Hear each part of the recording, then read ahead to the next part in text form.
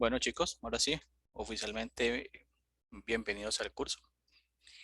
Eh, Vamos a hablar hoy sobre unas generalidades que considero que es muy importante tenerlas en cuenta.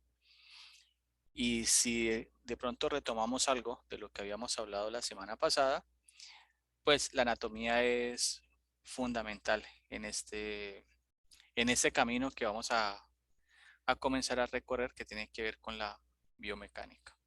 ¿Listo?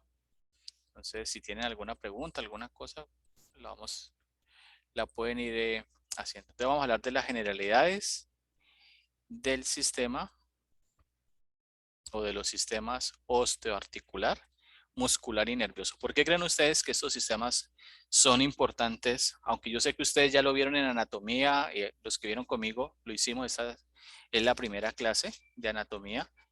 Y posiblemente con los otros profesores que hayan visto anatomía, ya hayan visto el tema, pero la pregunta es, ¿por qué creen ustedes que esto es importante para el análisis biomecánico?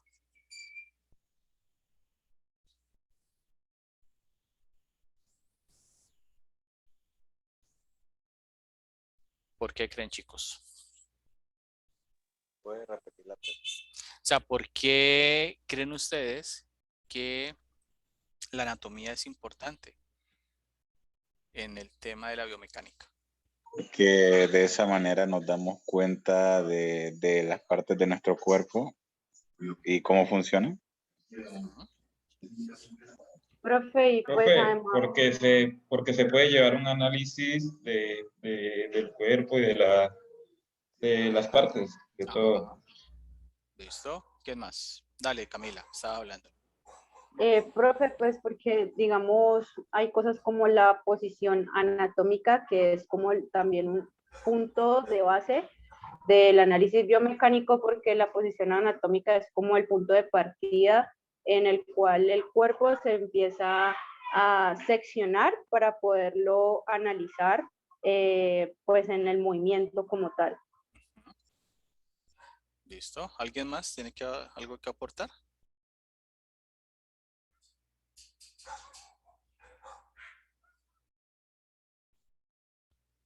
¿Alguien más, chicos?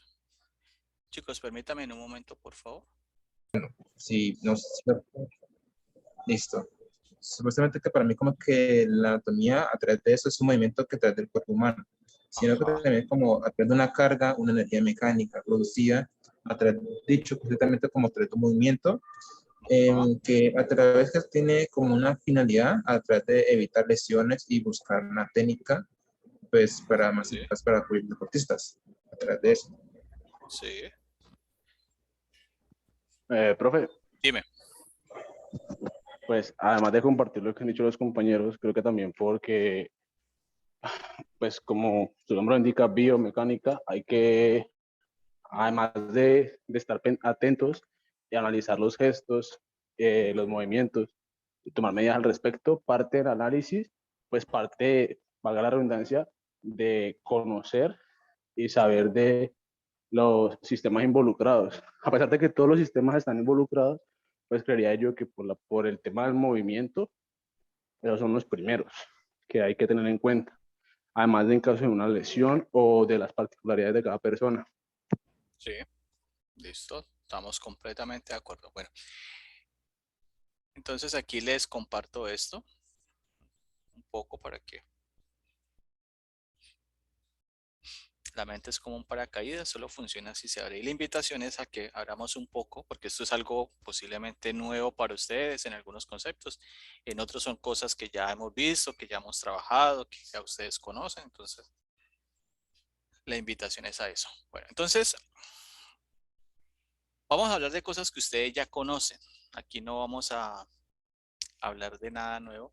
Vamos a hacerles un pequeño recorderis. ¿Quién me puede decir qué es una articulación?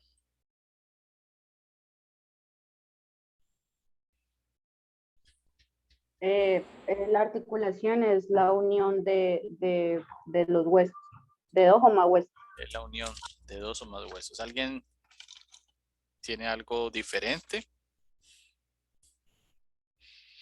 o complementario?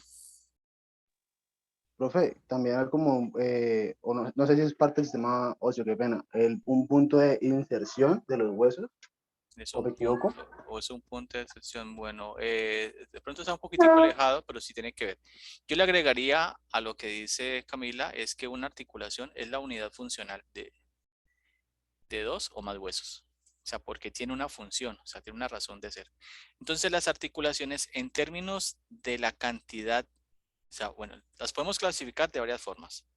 La primera es según el tejido que está entre ellas, perdón. La segunda, según la forma, y esto es exclusivo de las sinoviales. Y tercero, según el eje de movimiento, que también es exclusivo de las sinoviales. Entonces, las articulaciones se pueden clasificar en fibrosas. ¿Qué significa esto? Que son articulaciones que son cuasi fijas, cuasi inmóviles, podemos decir. Sin embargo, en la literatura usted va a encontrar que carecen de movimiento. Y lo resalto Profe, aquí. pero Dime. entonces si este tipo de articulaciones son las que más se presentan en el cráneo, yo he escuchado, ¿no? Que la persona a medida que crece, cuando es un niño, las articulaciones fibrosas del cráneo son, ¿cómo decirlo? O sea, son como más frágiles y se pueden mover mucho más fácil, pero dicen que a medida que crece, se van volviendo más fuertes y ya presentan casi movimiento nulo. Usted acaba de decir que el movimiento muy mínimo, entonces quiere decir de pronto que uno como ya un adulto, por decirlo así, donde esas articulaciones del cráneo ya están soldadas, de todas formas hay la posibilidad de que se presente movimiento a nivel del cráneo. Sí, señor. De hecho, por esto lo ¿Como qué tipo, resalté profe? aquí. De hecho, en el cuerpo todo se mueve. La vida es sinónimo de movimiento. Lo que sucede es que esas articulaciones, vos lo dijiste de manera muy clara, con el paso del tiempo se vuelven rígidas, con el paso del tiempo se osifican. Sin embargo, van a conservar un nivel de movimiento. Es un nivel de movimiento mínimo, pero lo van a tener. ¿Listo? Pero sí tienen movimiento. Y esas son articulaciones, como vos lo decís, que se presentan en los huesos del cráneo. ¿Listo? Luego Profe, qué tenemos, pena. dime, También no, qué pena, qué pena. dale, no te Pensé, preocupes. pensé que alguna vez en en algún repaso de anatomía hablaban de una articulación o no me acuerdo cómo le dirían, que está entre el cúbito y el radio, en el antebrazo. Ah, ya vamos para allá. Es una clasificación de las fibrosas. Ok, Luego tenemos las articulaciones cartilaginosas. Es que entre las carillas articulares de los huesos hay un cartílago. Y ese cartílago presenta un ligero movimiento. Y por último tenemos las sinoviales, son las que más presencia tienen en el cuerpo. Por eso a ellas se les hace la clasificación según la forma y según el eje.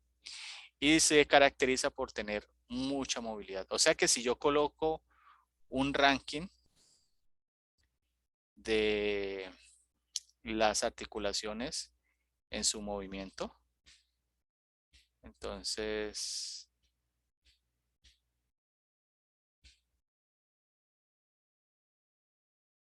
tendría la número 1, las sinoviales, la número 2, Cartilaginosas. cartilaginosas y la número 3, las fibrosas. ¿Listo? O sea, si los colocara como en ranking. Entonces, las sinoviales son las que van a tener alto movimiento. Y Las son como, las como 10 cartilaginosas, clasificaciones, ¿no? sí, van a tener más o menos movimiento. Y las fibrosas van a tener bajo movimiento. ¿Hasta allí? ¿Alguna pregunta, chicos? Profe, ¿me puede repetir la de cartilaginosas que en internet me cayó? Son aquellas articulaciones en las cuales entre las caras articulares hay un cartílago y tiene un movimiento mayor que las fibrosas, pero menor que las sinoviales. Profe, y Dime. hay como un tipo de articulación, no sé si entra como en la clasificación de las sinoviales, y es la articulación pivotal, esa que es como tipo bisagra. Ah, ya vamos para allá, porque eso tiene que ver con la forma. Entonces ya vamos para allá. Dame un momento. Entonces, esto es un repaso, muchachos. Ustedes ya, esto ya lo saben. Las articulaciones fibrosas se pueden clasificar en tipo sutura, que son exclusivas de los huesos del cráneo y de los huesos de la cara. Van a estar allí presentes. De hecho, las suturas, las dos que tenemos aquí, para nosotros son muy importantes. Esta que es la sutura coronal y esta que es la sutura sagital, porque de ellas depende la Los ubicación o el planos, origen de los planos anatómicos. Entonces, para nosotros es muy importante.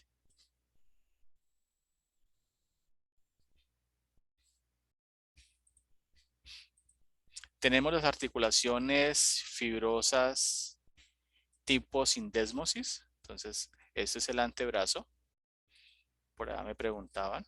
Este es el antebrazo. Aquí hay un ligamento intermedio entre los bordes medial y lateral respectivamente de ulna y radio y hay un ligamento. Y tenemos aquí otra sindesmosis que se da entre la tibia y la fíbula.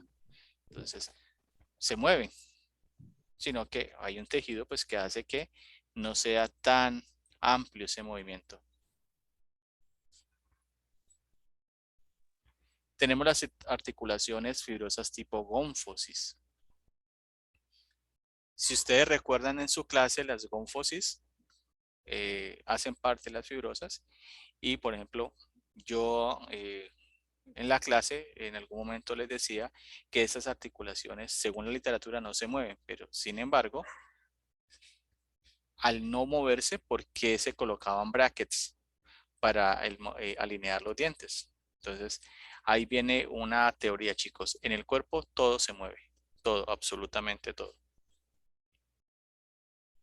Profe, qué Yo, pena. De pronto más, yo estaba pensando, porque para mí personalmente es como raro pensar en que se mueve y como que a la hora de la no ve y no ve movimiento. Se podría decir de pronto que en lugar de moverse es el tema de la flexibilidad que tiene al no ser, estar totalmente osificado, o, o seguimos diciendo que se mueve y ya.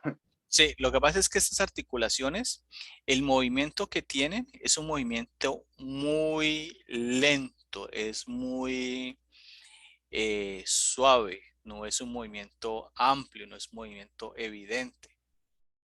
Eso es lo que sucede allí. Entonces, Ok. en ocasiones, lo que podemos hacer es, o sea, podemos confundir que el movimiento de los dientes va a ser como el movimiento de los dedos, y eso no se va a dar. Es un movimiento muy sutil, pero se mueve. Dime, Daniel. Profe, podemos decir que ese movimiento que es muy tenue es a causa del bombeo de los latidos cardíacos, por ejemplo, o de los pulmones, la respiración. En cuanto, o sea, relacionar el movimiento del corazón por sus contracciones que genere movimiento aquí. Eso es lo que Exacto, o quiere sea, decir. que si, por ejemplo, haciendo una relación entre los procesos de los órganos o del órgano del cardíaco, o sea, que incide en este movimiento pequeño de las articulaciones. Pues mira, yo lo que es posible que haya alguna relación. Si la hay, la desconozco. Lo que sí sé es que a nivel de los huesos del cráneo, o sea, volvemos acá, aquí, a nivel de estos huesos, sí existe como un ritmo respiratorio, pero eso lo manejan, son técnicas de terapia manual. Por ejemplo, la osteopatía, la quiropraxia, que son un tipo de técnicas que son técnicas desde la medicina alternativa, pero sí lo manejan.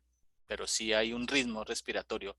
No es que se respire por la cabeza, ¿no? Aclaro, pero sí tiene que ver. ¿Listo? Listo, listo, profe. Bueno, entonces pasamos ahora a las cartilaginosas. Es otro tipo de articulación que se clasifica según el tejido. Y tenemos esto que se llama una sincondrosis. Una sincondrosis entonces se define por la presencia de un cartílago en medio de las carillas articulares y tiene una característica muy importante, que con el paso del tiempo se puede osificar. Si se puede osificar, ¿qué significa? Que su capacidad de movimiento se va a ver disminuida. Entonces, ejemplo de ellas, las tenemos aquí a nivel del esternón. Este es el manubrio, este es el cuerpo. Y aquí tenemos la sincondrosis manubrio esternal. Aquí. En la parte inferior, aquí tenemos también la sincondrosis sifoesternal, donde hay una unión entre el cuerpo y el proceso sifoideo. ¿Listo? Ahora, el esternón hace parte de qué estructura? En la caja torácica. De la caja torácica, muy bien. ¿Y la caja torácica con qué sistema se relaciona? Con el sistema respiratorio y cardiovascular, ¿no? Exactamente, con el sistema respiratorio y con el sistema cardiovascular. Vayámonos al cardiovascular.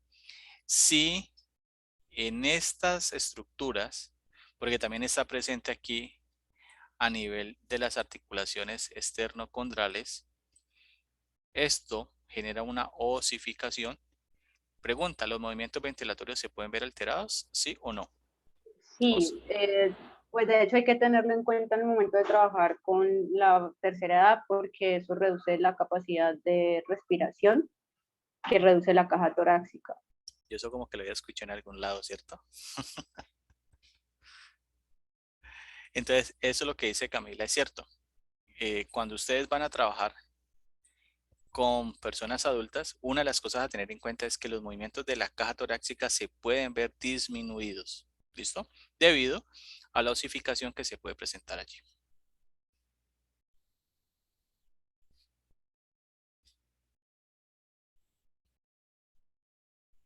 Bueno, otro tipo de articulación cartilaginosa son las tipo sínfisis. Entonces, en ellas, ¿qué hay? Hay un disco de fibrocartílago, por ejemplo, aquí acabo de señalar la sínfisis púbica y la sínfisis intervertebral. ¿Qué sucede? Estos discos, por ejemplo, a nivel del pubis, van a permitir que este ángulo, que está en la parte inferior, que es el ángulo subpúbico, pueda aumentar de tamaño en el caso de las mujeres por acción de unas hormonas y permita el paso de la cabeza del bebé en un parto natural. También a nivel de las vértebras, entonces esto va a permitir que la dispersión de las fuerzas, entonces una vértebra puede recibir fuerza en ese sentido, puede recibir fuerzas en ese sentido, puede tener movimientos en este sentido y en ese sentido. Entonces, ¿qué es lo que hace el disco? Dependiendo de la fuerza que esté recibiendo, así va a tener una respuesta mecánica en relación con las estructuras que están adyacentes a él. Y eso es bueno tenerlo en cuenta, porque, por ejemplo, en el caso del rugby que hablaba Camila, hay algunas técnicas como el scrum, donde hay mucha fuerza que se genera desde los miembros superiores hasta los miembros inferiores, pasando por el tronco, donde estos discos se van a ver estimulados. Y por ende, dependiendo de la carga, pues se puede presentar algún tipo de lesión.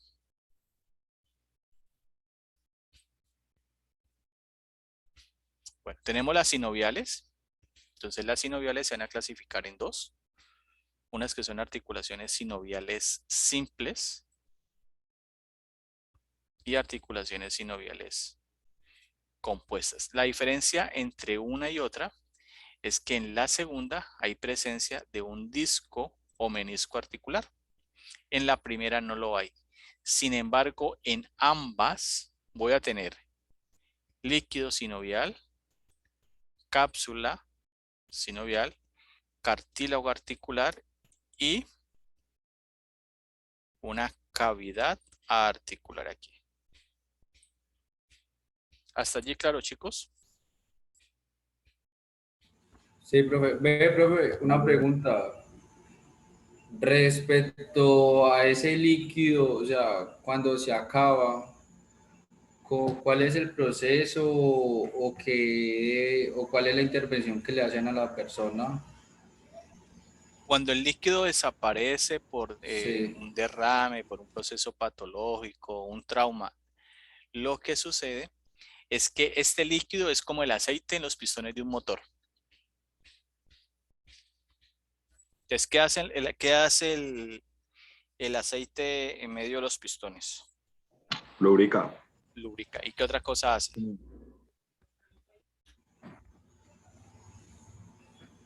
¿Qué otra Permite el cosa hace? movimiento. Permite el movimiento, ¿no? Y disminuye la fricción. Porque cuando hay fricción, se genera calor y el calor altera las piezas. Entonces aquí cuando pasa eso, el cartílago articular, que lo vemos aquí y lo vemos acá, se comienza a degradar, se comienza a dañar. Y ya los fragmentos óseos o las estructuras óseas se van a unir. Y cuando eso se presenta, existe una patología que se llama artrosis, que es el daño del cartílago articular.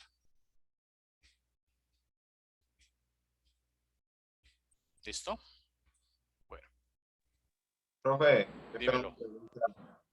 En este caso podríamos hablar también de un rompimiento de miofibrillas o... No, no, aquí no. Ah, Porque cuando hablamos de roturas de miofibrillas, estamos hablando de músculos. vale. Aquí estamos hablando de huesos. Muy bien. Las articulaciones, entonces ya la vimos según el tejido, ya la vimos. A ver, vamos a ver la forma y el eje de movimiento. Entonces, si hablamos de la forma, recuerde que nosotros, por ejemplo, debemos de tener en cuenta lo siguiente. Primero, que las articulaciones entre sus caras articulares va a haber una relación entre sí. Por ejemplo, esta primera es una articulación de tipo condílea, que significa que existe un cóndilo, que es una saliente redondeada, que tiene como características de un proceso y que tiene una relación funcional con una cavidad que lo recibe. Ejemplo sería la articulación del fémur, ¿no? Con la cadera. Similar, pero la forma de la cabeza es diferente. Por ejemplo, la temporomandibular. Yo tengo el cóndilo de la mandíbula que se une al hueso temporal a través de la fosa articular. Voy a tener otra, que es esta, que es la tipo elipsoidea, donde uno de los componentes es una cabeza un poco más ovalada y que su superficie articular con la cual se relaciona, pues también va a tener características que permitan hacer ese acople. Tenemos esta que es en forma de silla, entonces sus carillas articulares van a estar relacionadas, aquí va a haber una, entonces la sigo aquí, y va a permitir ese movimiento, forma de silla de montar. Tenemos las tipo bisagra, pues creo que una bisagra es un ejemplo fácil de entender, y tenemos las tipo trocoidea, que es lo que Camila preguntaba, que son aquellas articulaciones que si yo tengo un eje, ella va a girar sobre él, que son articulaciones trocoideas o tipo pivote. Faltaría una que no está aquí, que sería la sexta, que sería la esferoidea. Mira, pongámoslo.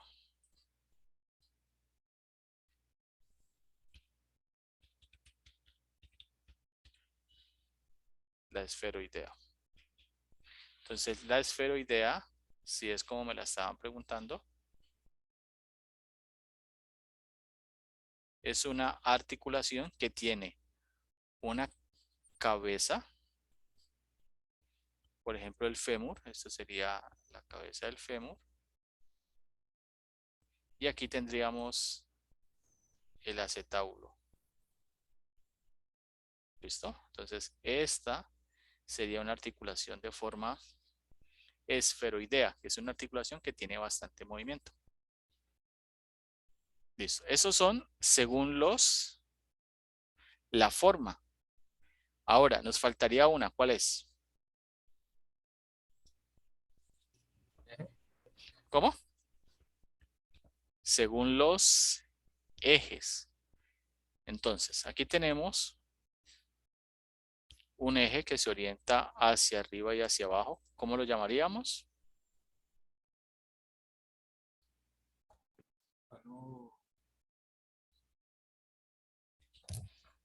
Crono sagital. ¿Cómo se llamaría el eje que va arriba y abajo? Según lo que ustedes han visto en la anatomía. Transversal, o sea, que divide plano superior y la parte inferior. Bueno, el transverso sí, estás en lo cierto, pero este eje sería el superior inferior, porque va hacia arriba. Espérate, aquí no me da. Y va a ir hacia abajo. Entonces va a proyectar, perdón, pongámoslo de color rojo.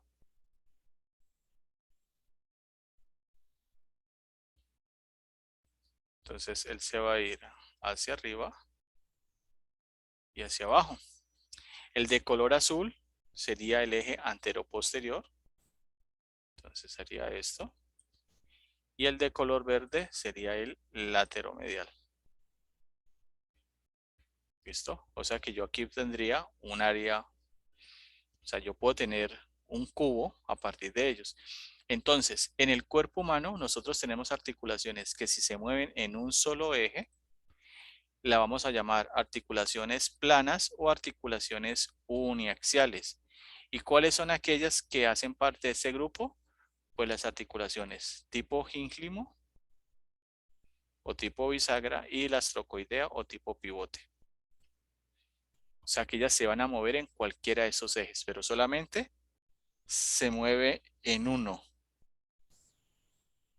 ¿Listo? Ahora, vamos a tener articulaciones que se denominan biaxiales. ¿Qué significa la palabra biaxial? En dos ejes. Que se mueven en dos ejes. Entonces, ¿qué podría pasar allí? Que se puede mover en el eje, por ejemplo, supero inferior y se podría mover, por ejemplo, en el lateromedial. ¿Listo? Según la literatura, tendríamos las articulaciones, la condílea, la elipsoidea y la forma de silla. Sin embargo, ustedes recuerdan que cuando, bueno, los que eran anatomía conmigo, nosotros hablábamos de una descomposición vectorial. Si yo tengo una estructura que se mueve en este sentido y también se mueve en este sentido, por descomposición vectorial va a salir un vector resultante. O sea que realmente en el cuerpo nosotros no tenemos articulaciones biaxiales. Vamos a tener, son articulaciones poliaxiales. Las articulaciones poliaxiales, entonces, son las que se van a mover en los tres ejes. O sea que las únicas que se consideran uniaxiales son las tipo gínglimo y la trocoidea o tipo pivote. ¿Eso lo entienden? ¿Les queda claro, chicos? Sí, profe. Listo, mister. Usted más me dijo técnico en españolete.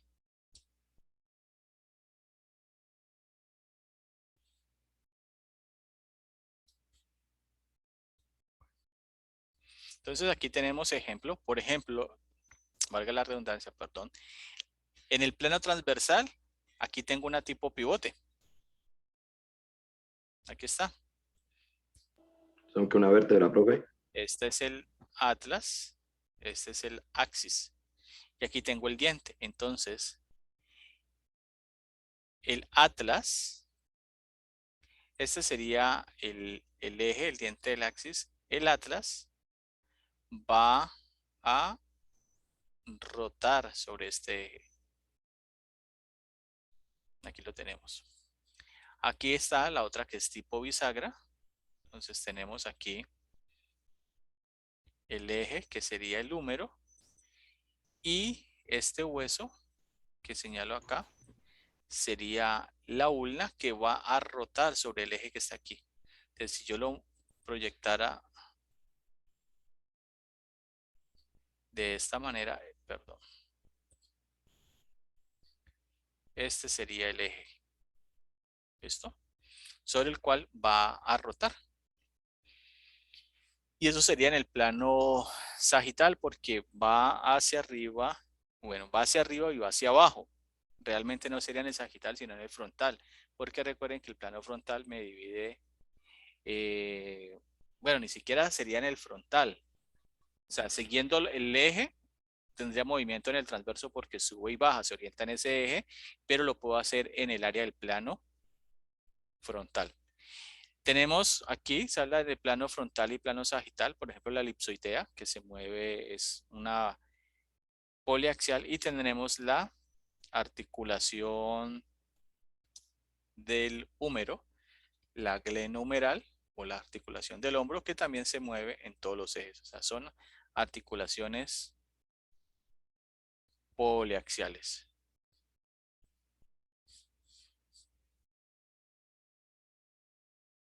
Aquí, dime. Entonces, las articulaciones tipo bisagra podemos decir que son prácticamente las que están relacionadas con los movimientos de rotación de las articulaciones. No, porque primero todos los movimientos se dan a nivel articular. O sea, primero.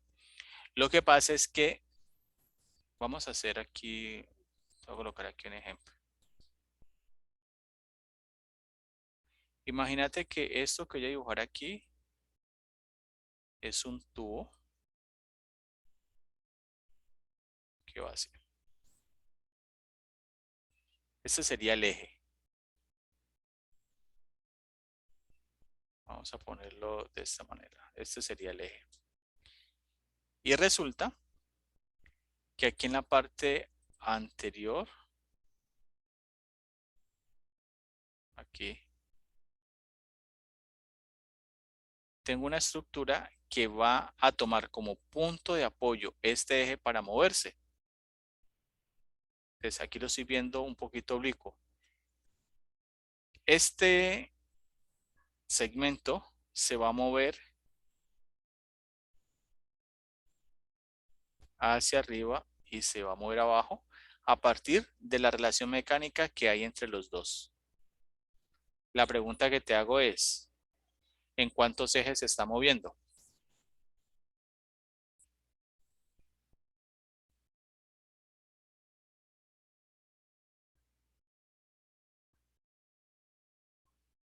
¿En 3 ejes? ¿Alguien dice algo similar o algo contrario?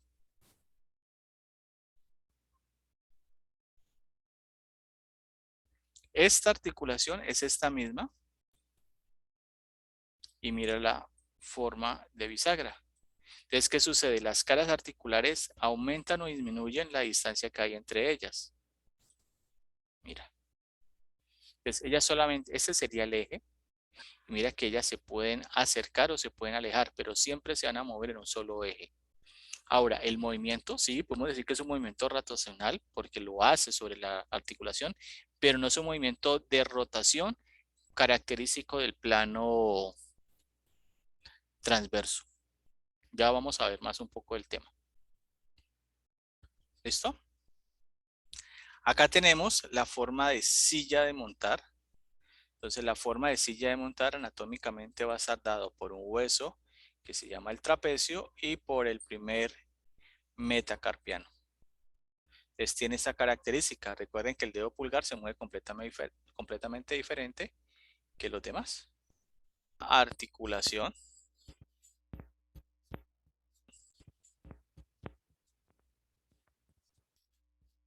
Les digo, es que me perdió el mouse.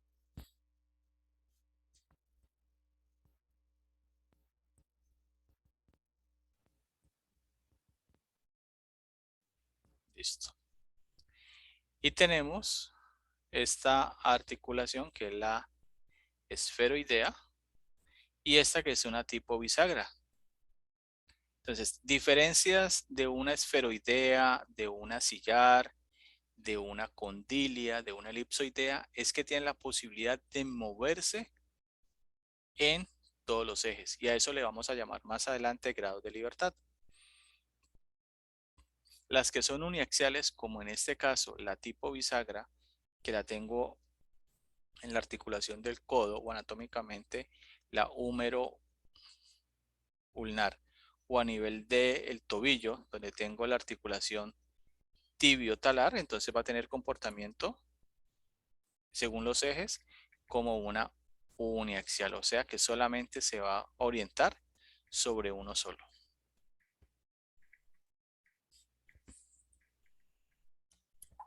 Listo.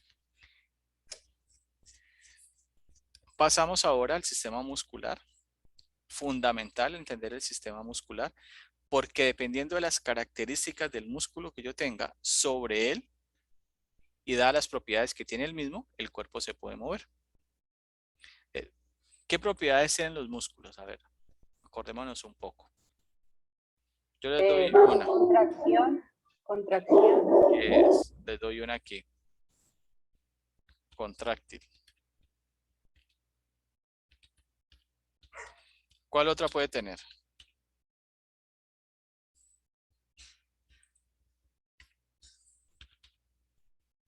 ¿Cuál es la otra?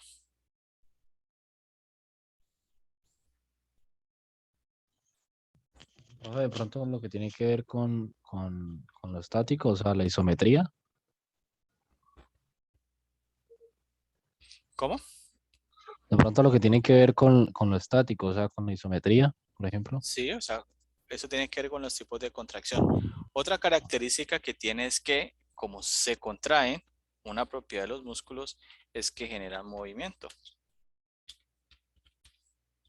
¿Qué otra? Recuerden que estamos haciendo un repaso de algo que ustedes ya vieron.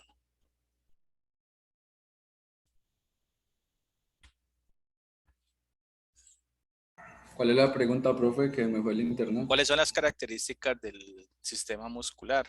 Entonces, uno es que es tiene una propiedad contráctil, que a partir de esa propiedad contráctil generan movimiento.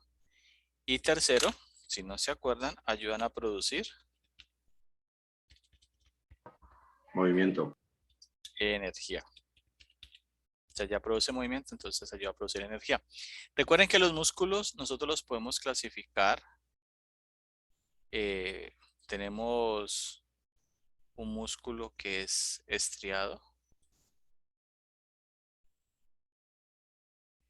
Y es estriado porque hay presencia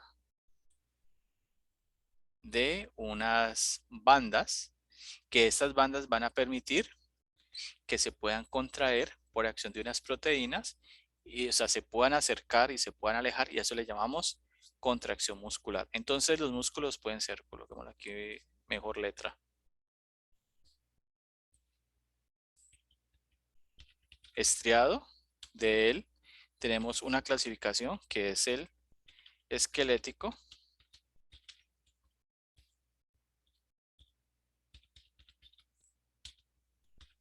y el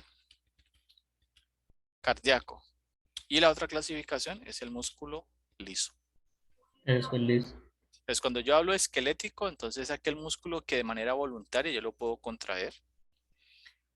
Cuando hablo del cardíaco, es que tiene características que permiten su contracción para generar el bombeo. Y tenemos el liso, que está presente en las vísceras, que no lo puedo contraer de manera voluntaria.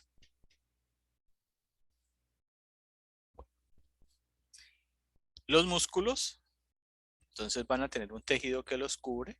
Entonces aquí tengo el músculo total, un haz de fibras musculares conformada por fibras, a esto le llamo fascículo. Entonces esta primera parte del músculo sería el músculo total. De él saco una partecita de ella, entonces a eso se le llama el fascículo muscular. El fascículo muscular va a estar conformado por fibras, aquí la tenemos, y ya me voy a la parte más interna, que es donde tengo la unidad funcional del sistema muscular, que es el miocito.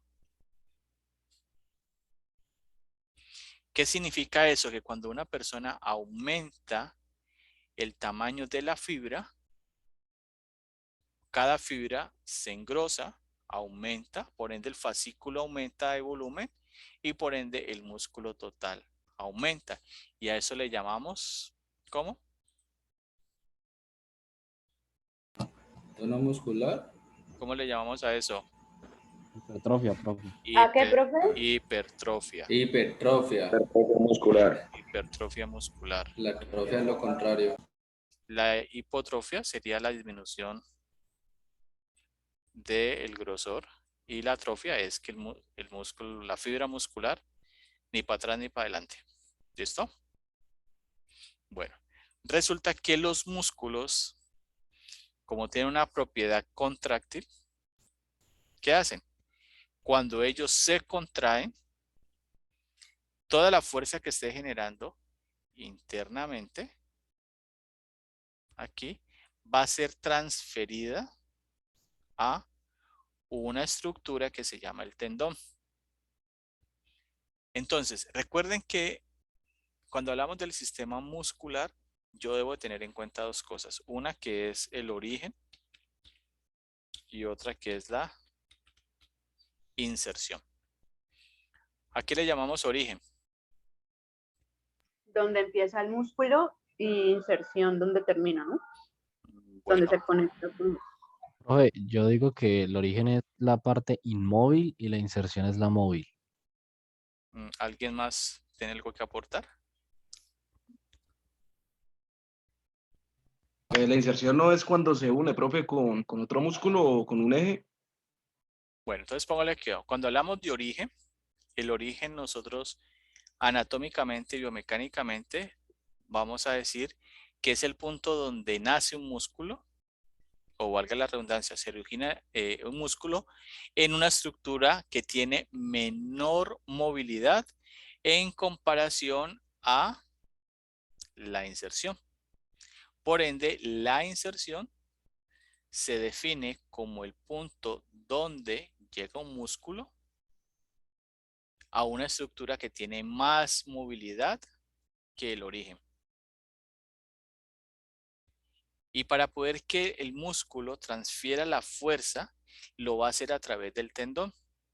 Y el tendón va a tener unas fibras de colágeno que le va a permitir hasta aumentar en un 150%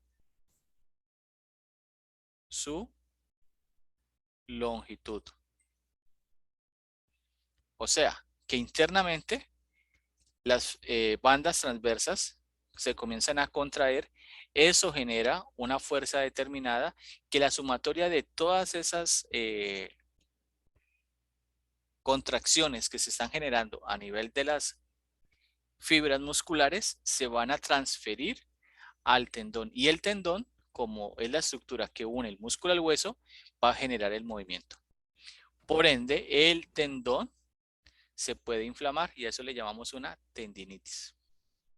Profe, una pregunta, ¿eso es una unión ¿cómo es que se llama esa unión entre...? Esta es una unión osteotendinosa y la otra es miotendinosa. Miotendinosa, listo. ¿Listo?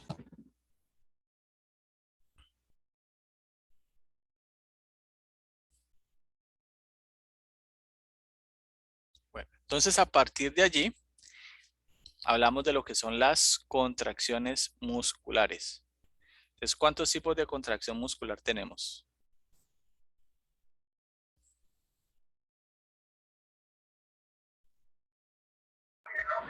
Tres, ¿no? Tres, ¿cuáles son? Isotónica, isométrica, isocinética.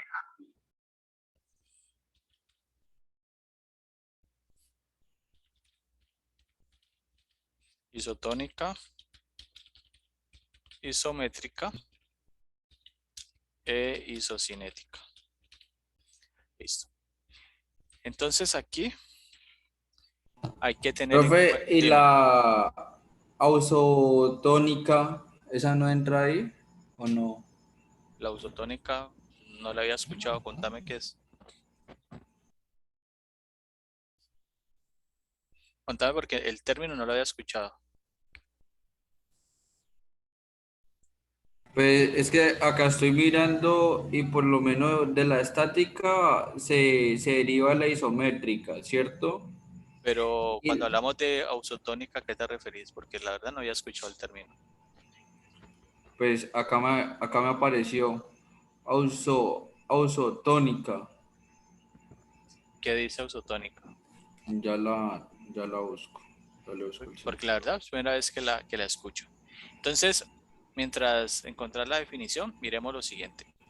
Resulta que el músculo va a tener un origen y va a tener una inserción. Cuando hablamos de una contracción isotónica, es que la distancia que hay entre el origen y la inserción puede variar. ¿Qué significa eso? Que la inserción se puede orientar hacia el origen, la inserción se puede alejar del origen o en algunos movimientos el origen se orienta a la inserción y hace el movimiento contrario. En últimas, ¿qué es lo que sucede? Es que la fibra muscular se acorta, o sea, la distancia entre el origen y la inserción va a cambiar. Y a eso le llamamos una contracción isotónica concéntrica. Es concéntrica, ¿qué significa? Que la distancia entre el origen y la inserción o viceversa disminuye. Por ende, la contraria, o sea, cuando se alejan, bien sea inserción de origen u origen de inserción, le llamamos isotónica excéntrica. ¿Hasta allí bien? Profesor, ¿puede repetir la última frase? ¿Isotónica qué?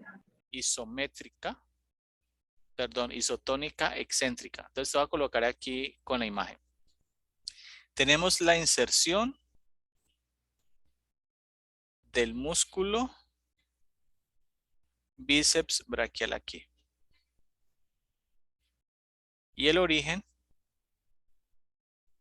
lo tenemos en la parte superior. ¿Listo? Entonces, cuando el músculo está elongado, o sea, no se le está sometiendo a ninguna fuerza, él tiene una distancia determinada. Si la inserción se acerca al origen, ¿qué sucede con el músculo? ¿Se acorta o se alarga? Se acorta. Se acorta. Entonces, como la distancia entre el origen y la inserción varía, a eso le vamos a llamar una contracción isotónica concéntrica. Ahora, cuando se da el movimiento contrario, bien sea que la inserción se aleje del origen o viceversa, que el origen se aleje de la inserción, el músculo vuelve a su tamaño normal y a eso le llamamos una contracción isotónica excéntrica. Ahora, cuando la distancia que hay entre el origen y la inserción, a pesar de haber una contracción muscular, se mantiene, a eso le llamamos una contracción isotónica, perdón, una contracción isométrica. Iso significa igual, métrica medida. O sea, la medida no cambia. No hay modificación de la distancia o la longitud que hay entre la inserción y el origen. Y existe la tercera, que es la isocinética. Y la isocinética tiene una característica. Es que la velocidad de la contracción isotónica concéntrica va a ser igual a la velocidad de la contracción de la isotónica excéntrica. Si hablo de velocidad que sea igual, ¿ustedes qué entienden allí?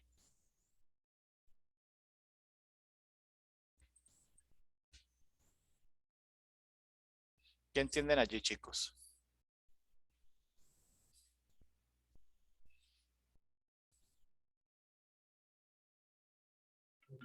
O sea, que el músculo se va a contraer y extender a la misma velocidad.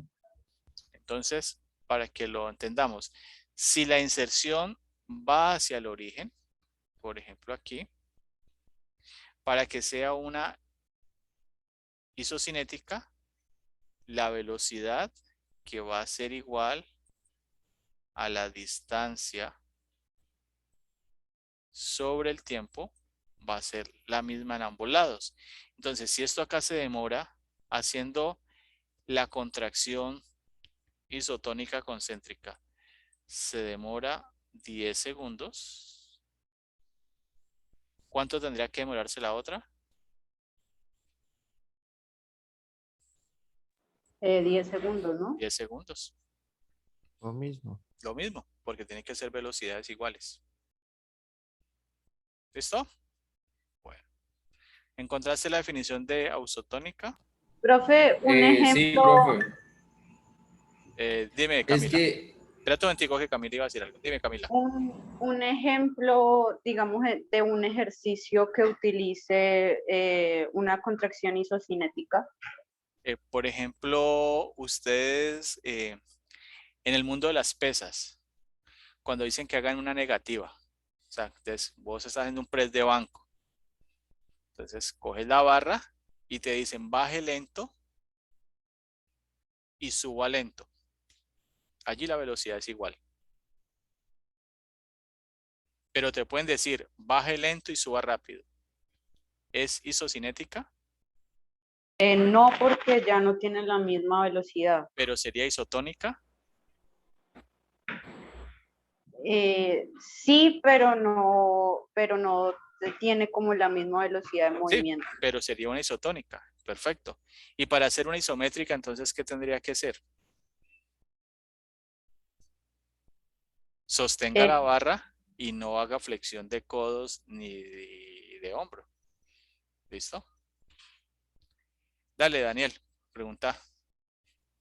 Profe, yo tengo una pregunta y vuelvo de pronto a colación el músculo, por ejemplo, el cardíaco.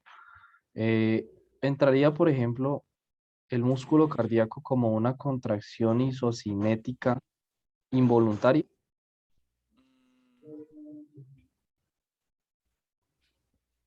¿Me escuché? Sí, ¿Me sí, hice sí. entender? Sí, sí. Cuando hace la diástole y la sístole.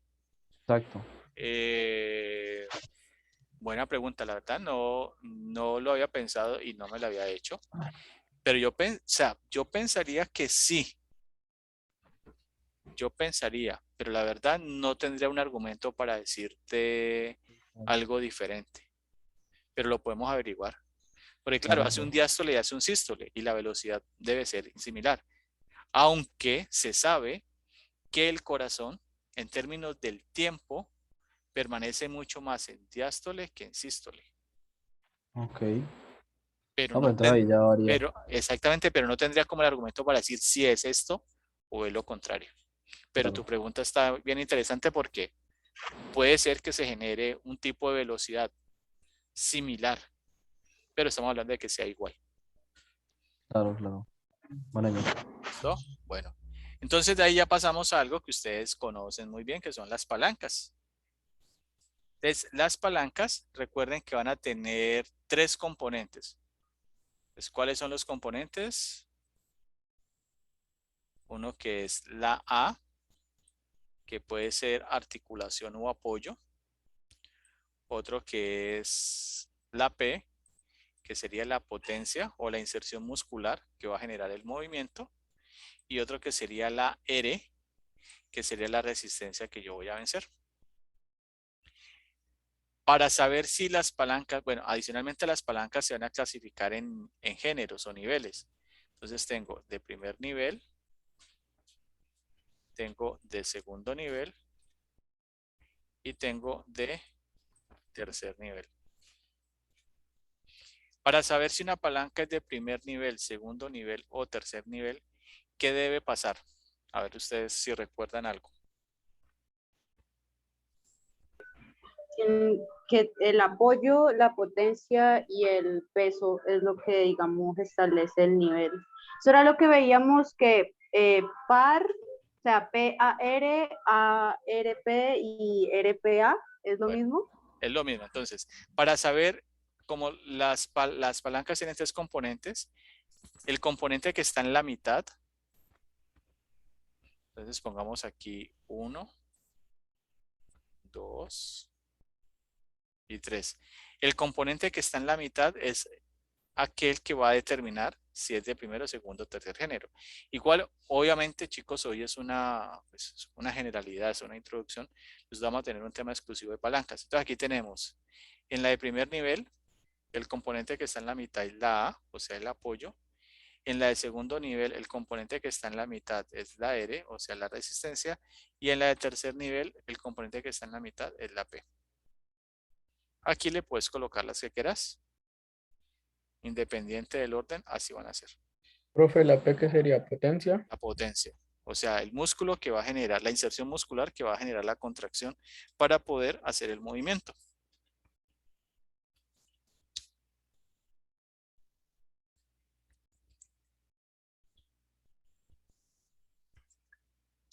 Entonces vamos a ver ejemplos de ella.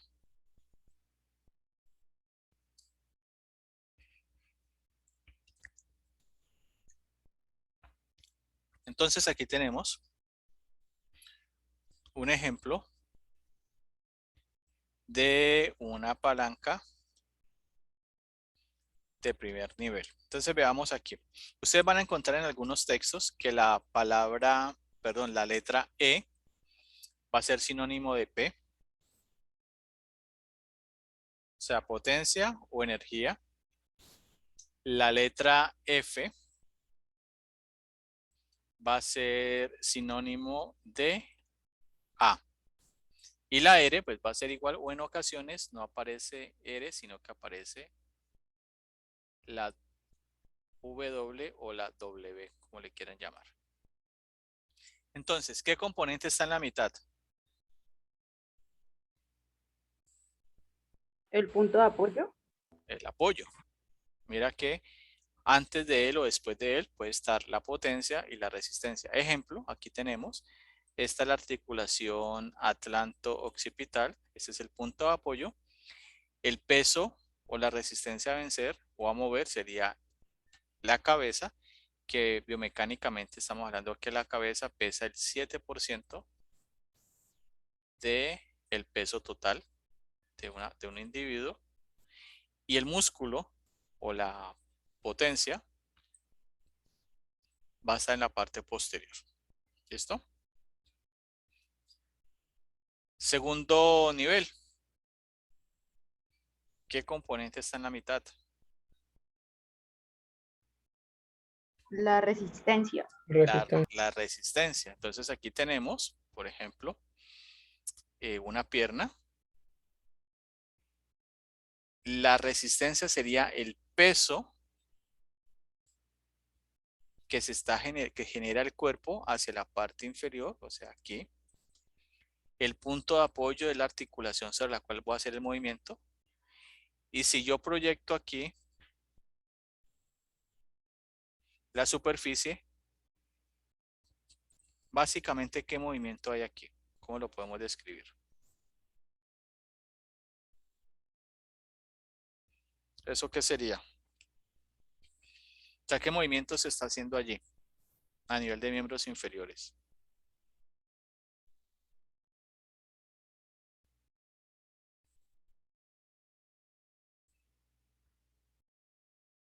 ¿Qué hacen? ¿No han hecho ese ejercicio, chicos? Una flexión plantar. Bueno, podemos decir que es una flexión plantar o una elevación de talón. Entonces, el músculo que está generando ese movimiento es el de la parte posterior, que sería el gastrocnemio. Entonces, tenemos una de segundo nivel. Vamos a una de tercer nivel.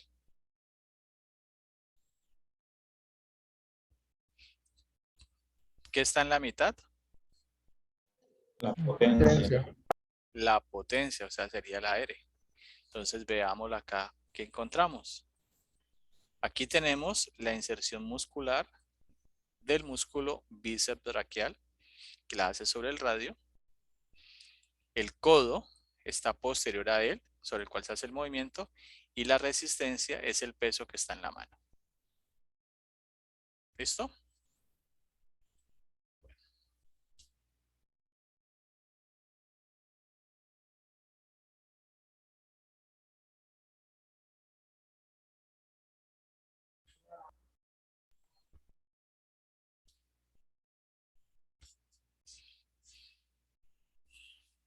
Entonces ahora vamos a la relación que hay entre los músculos para poder generar el movimiento. Entonces tenemos que para poder generar el movimiento deben de haber dos protagonistas. Agonista, su opuesto es el antagonista y el que le ayuda al primero es el sinergista. ¿Qué sucede?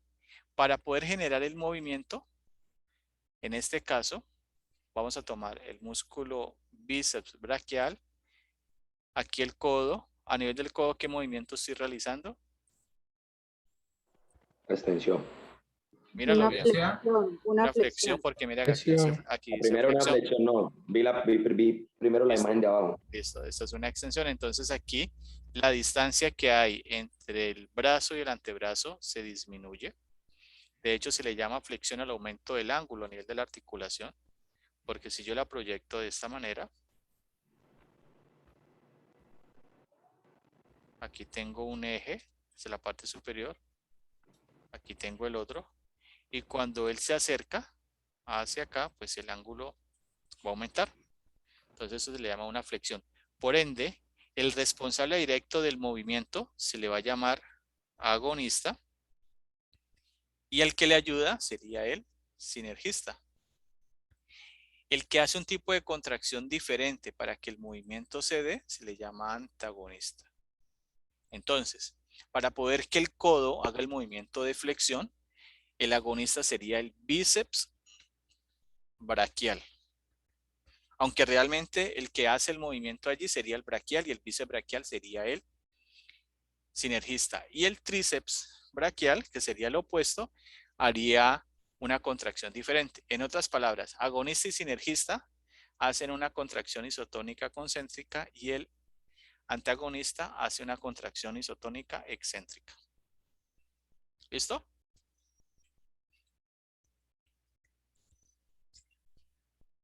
Señor.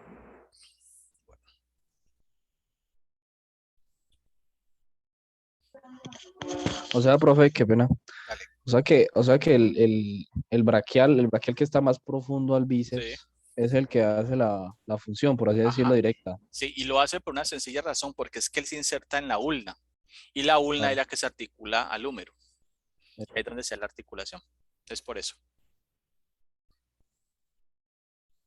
¿Listo? Bueno, entonces a partir de eso vamos a tener unos movimientos que nosotros vamos a analizar. Recuerden que estos movimientos van a estar en términos de los planos y ejes de movimiento y van a ir en parejas. Ustedes saben que nosotros tenemos un plano anatómico que me divide el cuerpo en dos mitades. Una mitad posterior y una mitad anterior, ¿cierto?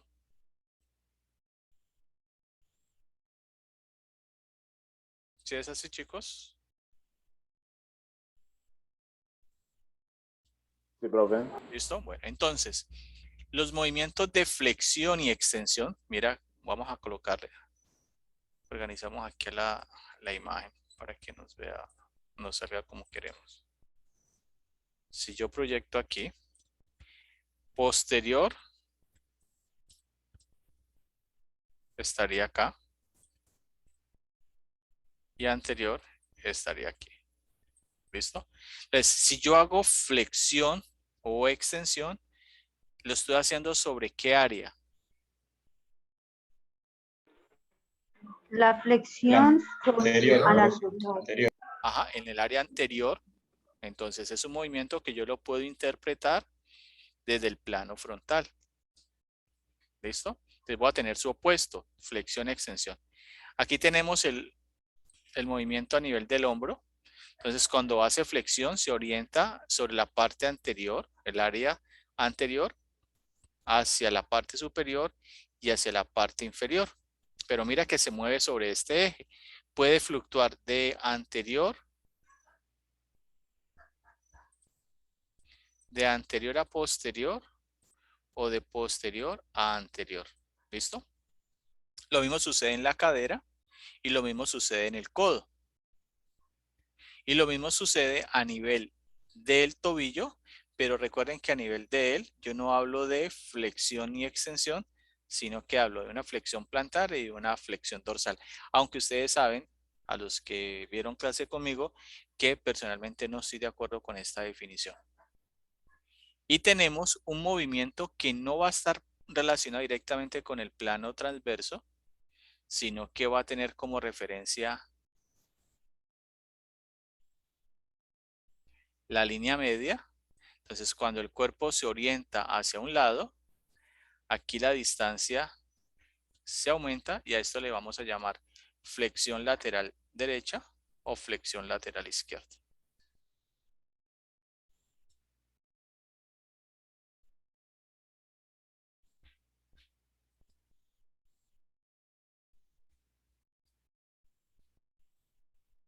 Van a haber otros movimientos que van a tomar como referencia otro tipo de ejecución motora.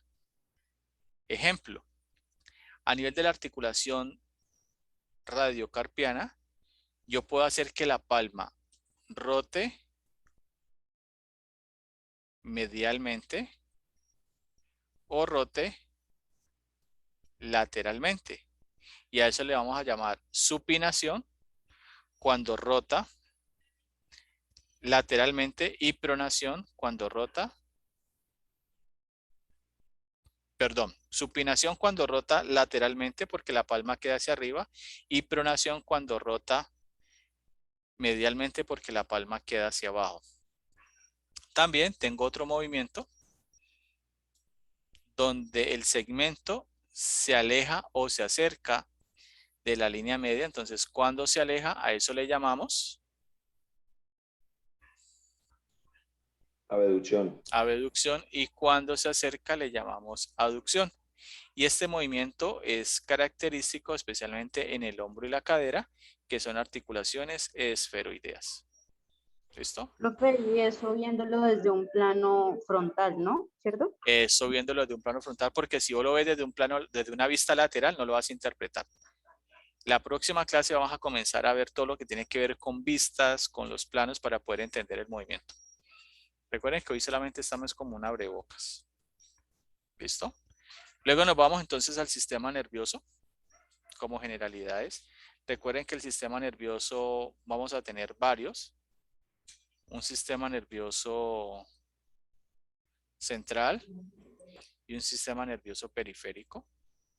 Si hablo de central, entonces voy a involucrar lo que es el encéfalo, la médula espinal. Y si hablo de periférico, entonces voy a hablar de los nervios que van a llegar a miembros superiores, miembros inferiores y los nervios que van a ir hacia el tórax. ¿Listo?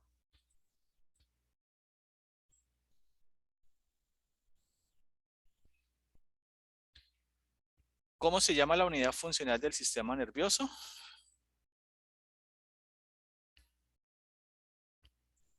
La neurona. Muy bien, la neurona. Entonces la neurona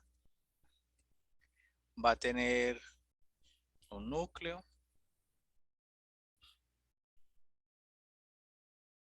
un cuerpo, Y un axón. un axón, que es una prolongación, y unas dendritas que serían como estas salientes. ¿Listo? Entonces el axón va a viajar en la estructura de un nervio y sería la parte más profunda. Y recuerden que en el sistema nervioso la comunicación entre los nervios se da a través de impulsos nerviosos que van a ser saltatorios. Y van a ser saltatorios por la presencia de estas células que vemos en la imagen, que se llaman las células de Schwann. Entonces permiten que el impulso sea saltatorio. Como información general, ¿a qué velocidad viaja un impulso nervioso? 100 metros sobre segundo. Bueno, me lo escribió. 100 metros sobre segundo. O sea que si ponemos a... ¿Cuánta ventaja le tendríamos que dar, por ejemplo, a Usain Bolt si lo ponemos a correr con un impulso nervioso?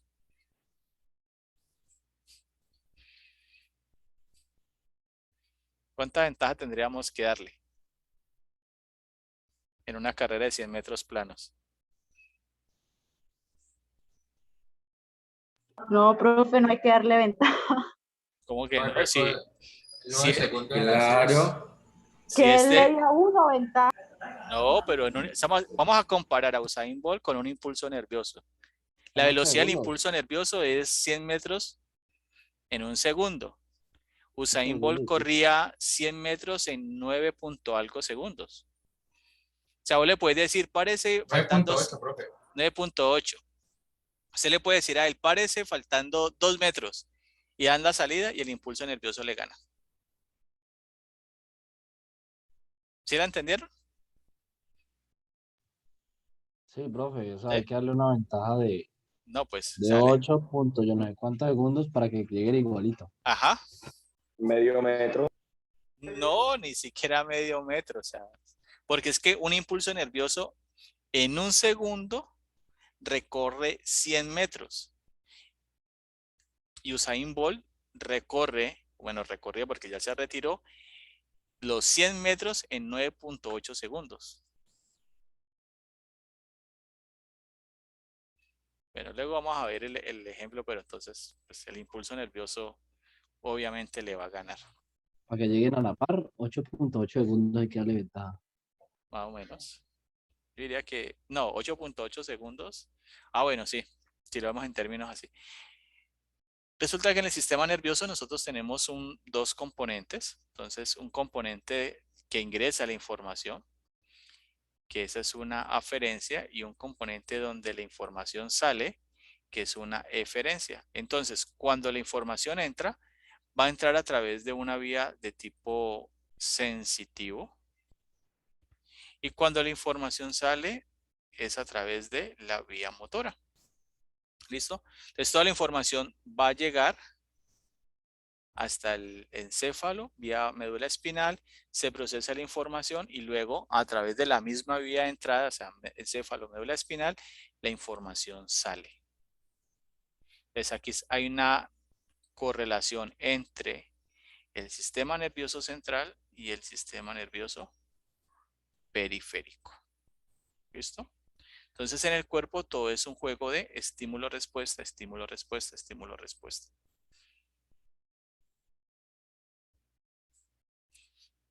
Aquí pues lo vemos de una forma más gráfica. La entrada va a ser sensitiva, entonces tenemos la piel, viaja a través de la médula espinal, que recuerden que la voy a ubicar en el canal vertebral, que está limitado por los forámenes vertebrales. La información asciende, llega al encéfalo, en el encéfalo se procesa la información, se da una respuesta que va a llegar al músculo. El responsable de ejecutar la respuesta va a ser el músculo. Por eso se habla de una neurona motora. Y voy a tener una neurona sensitiva. Nosotros más adelante vamos a hablar un poco más en detalle de esto. Sin embargo, hay información que no va a tener que llegar hasta arriba a la corteza cerebral, sino que se queda aquí a nivel de la médula en algo que se llama las interneuronas. Cuando eso sucede, todo ese proceso de información se le llama el arco reflejo simple. ¿Qué significa eso? Por ejemplo, te chuzaste el dedo, la información viaja, llega a nivel de la médula, las interneuronas procesan la información e inmediatamente da respuesta. Dentro del sistema nervioso, pues vamos a tener otros sistemas, que es el sistema nervioso autónomo, que tiene que ver con sus componentes simpático y parasimpático. Vamos a tener el sistema somático y el sistema enteral.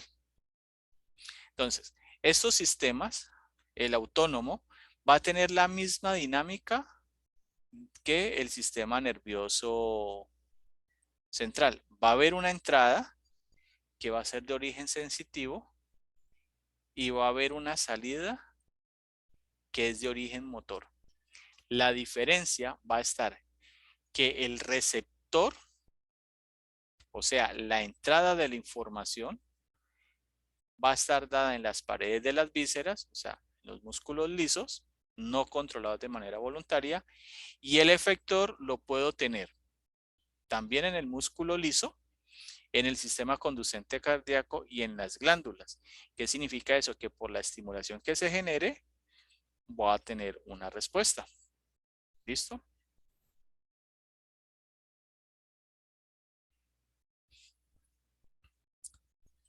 Dentro de ese sistema, entonces, tenemos los dos componentes, componente parasimpático y simpático, que son fundamentales dentro del sistema nervioso autónomo. Entonces, uno lo que van a hacer es estimular y otros lo que van a hacer es inhibir.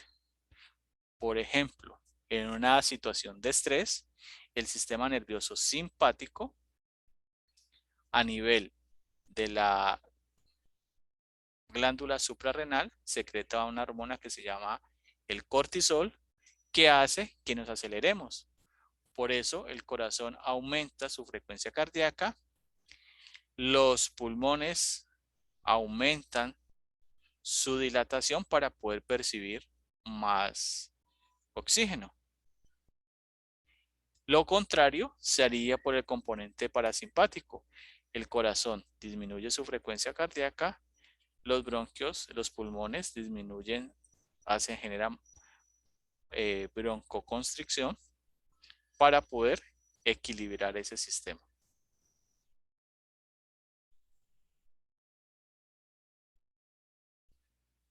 La información, independiente del tipo de estímulo, va a ascender, dependiendo de lo que tengamos nosotros, hacia la corteza o se va a quedar. Si ustedes recuerdan, acá tenemos, esto sería un corte que hace parte del encéfalo. Esto sería parte del tallo cerebral. Aquí ya sería la médula espinal, que daría la salida o la entrada a la estructura que esté llegando. Aquí tenemos la placa terminal motora. Entonces recuerde que el sistema nervioso se une al sistema muscular para poder generar ese tipo de movimientos o ese tipo de relación. Bueno, chicos, entonces, por hoy considero que es suficiente.